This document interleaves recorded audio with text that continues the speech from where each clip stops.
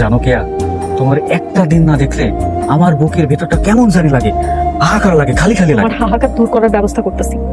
তাই কিভাবে? আমি তো সেলিম রে তালাক দিয়ে দিই। সত্যি সত্যি তালাক দিয়ে দিবা? হ, আর তালাক দিয়া কাবিন আমার টাকাটা তুলে নিব।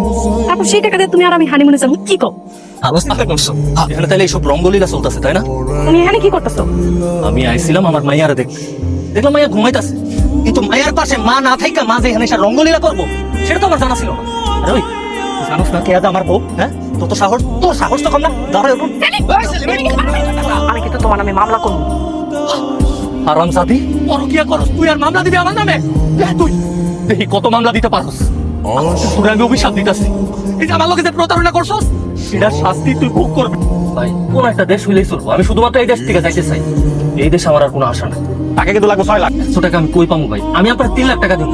আচ্ছা ঠিক আছে, তুমি এক কাজ করো, আজকে বিকেলের মধ্যে আমার পাসপোর্টটা দিয়ে যাও। আচ্ছা আজকে বিকালে দিয়ে যান, আপনি খালি জলদি জলদি আমার ব্যবস্থাটা করেন। আমি ফোন ধরো না কেন? তোমার আসি এত দেরি হলো কেন? আমি তো ভাবলাম তুমি মনে হয় আসবাই না। আচ্ছা, ব্যাগে টাকা পয়সা সব কিছু আনছো তো?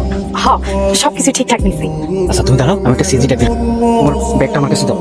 এখন তো দিনকাল ভালো না, যে কোনো সময় বিপদে যেতে পারে। তোমার কাছে অনেক টাকা পয়সা আছে, দাও।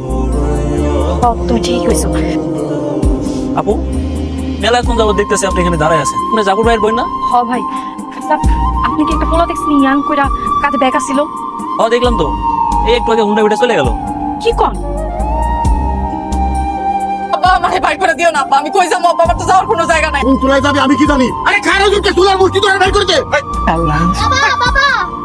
খুশি আমা, তুই এখানে কার সাথে আসছিস? হ দাদু ভাই, তোমার কে নিয়ে আসছে? কেন ওই তো মানে আইছে? সেলিম, আমি সব কিছু হারায় ফেলাইছি। আমি একদম নিঃস্ব হয়ে গেছি। তোমার বাড়ি ছাড়া আমার যাওয়ার কোনো জায়গা নাই। আমার একটু আশ্রয় দাও। আমি মানছি, আমি অনেক বড় পাপ করে ফেলাইছি। আমি একটু পাপি, আমি তাও তোমার কাছে মাপ চাইতাছি। আমার তুমি মাফ করে দাও। আম্মা, নাম্মা, তুমি একটু বুঝাও না, আমি তোমার কাছে মাপ। দাঁড়ায় রইছো কেন?